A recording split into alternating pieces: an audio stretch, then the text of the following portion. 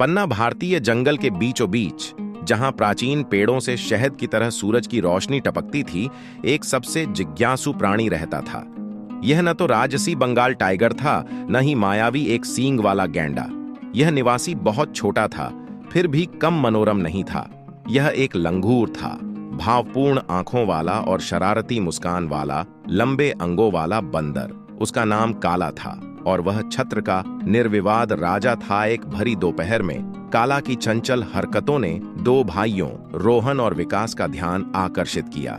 जंगल में निषिद्ध अभियान पर निकले लड़कों की आंखें आश्चर्य से चौड़ी हो गईं जब उन्होंने काला को एक बेल से दूसरी बेल पर झूलते हुए देखा। उसका काला फर हल्की धूप में चमक रहा था। अचानक हवा कंठस्थ ध्वनि के साथ विभाजित हो गई। एक विशालकाय तेंदुआ, जिसका चिकना कोट छाया से ढका हुआ था, झाड़ियों से बाहर आया। उसकी आंखें काला पर टिकी हुई थीं। लंगूर हालांकि छोटा था, उसने अपनी छाती फुलाई और एक भेदी चीख निकाली जो शिकारी को एक चुनौती थी। कभी रणनीतिकार रहे काला ने एक योजना तैयार की। वह लड़कों को एक एकांत उपवन में ले गया, जहां हवा तीखी जड़ी बूटियों की गंध से भरी हुई थी। वहां उन्होंने उन्हें उनकी भूमिकाओं के बारे में निर्देश दिया। रोहन अपने गाने से शिकारियों का ध्यान भटकाता था, जबकि विकास अपनी फुर्तीली उंगलियों का इस्तेमाल करते हुए बाघिन को मुक्त कराने का काम करता था। इस बीच काला शावकों को सुरक्षा की ओर ले जाएगा। अगली सुबह जंगल रोहन के गीत से गूंज उठा, एक शोकपूर्ण विलाप जिसने शिकारियों को जंगल में और गहराई तक खींच लिया। विकास ने एक नए साहस से प्रेरित होकर जाल को ढीला करने के लिए अथक परिश्रम किया। काला एक मूक छाया की तरह शावकों को एक छिपी हुई मान तक ले गया। उसकी आंखों में भयंकर सुरक्षा की चमक थी। जैसे ही शिकारियों की नजरें गाने के स्रोत पर टिकीं, जंगल से बाहर निकले, उन्हें आश्चर्य हुआ। बाघिन अपने जाल से मुक्त होकर तन कर खड़ी हो गई। उसके बच्चे पास पास सिमट गए। उसकी दहाड़, क्रोध और अवज्ञा की मौलिक स्वर लहरी ने पेड़ों की पत्तियों को हिला दिया। तेंदुए से मुठभेड़ के बाद जंगल एक नए सौहार्द से गूंज उठा।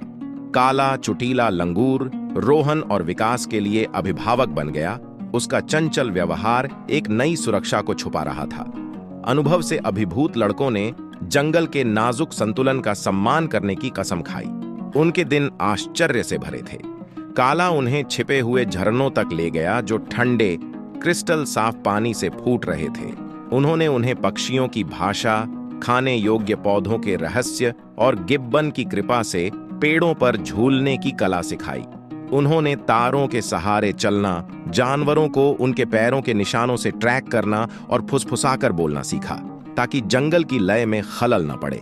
एक दिन एक सुदूर गुफा की खोज करते समय उन्हें एक ऐसा दृश्य दिखा जिसने उनके दिलों को झकझोर कर रख दिया। छाया के भीतर एक युवा बाघिन और उसके बच्चे सिकुड़े हुए और कांप रहे थे। उनकी मां, जो एक समय भयानक शिकारी थी, घायल अवस्था में पड़ी थी। उसका पैर एक शिकारी के जाल में फंस गया था। रोहन की आंखों में रोष जल उठा। वह उन शिकारियों के बारे में जानता था जिन्होंने जंगल को तबाह कर रखा था। उनका लालच विनाश के निशान छोड़ रहा था। लेकिन दो लड़के और एक लंगूर ऐसे क्रूर लोगों के खिलाफ क्या कर सकते थे? बाघिन के क्रोध और अप्रत्याशित चुनौती से घबराकर शिकारी जंगल की गहराई में भाग गए। लड़कों के दिल राहत से धड़क रहे थे। उन्होंने देखा कि बाघिन अपने शावकों को वापस उनकी मांद में ले गई। उनके बीच कृतज्ञता का एक मौन वादा हुआ। उनकी बहादुरी की खबर जंगल में आग की तरह फैल गई। रोहन और विकास को नायकों के रूप में सम्मानित किया गया। उनके नाम जंगली प्राणियों द्वारा श्रद्धा से फुसफुसाए गए और काला शरारती लंगूर साहस और साधन संपन्नता का प्रतीक बन गया। उसकी चंचल भावना हमेशा के लिए उन लड़कों की कहानी के साथ जुड़ गई जिन्होंने जंगल के दिल के लिए खड़े होने की हिम्मत की। खतरे के सामने बनाया गया बंधन फलता फूलता रहा। रोहन और विकास अब केवल आगंतुक नहीं रहे, पन्ना साम्राज्य के रक्षक बन गए। काला उनका वफादार दोस्त और मार्गदर्शक उनके साथ रहा।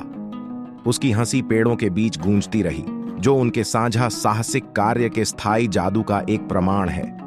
और इस तरह जंगल के लड़कों और चंचल लंगूर की कहानी एक किंवदंती बन गई जो हवा से फुसफुसाई और तितलियों के पंखों पर फैल गई।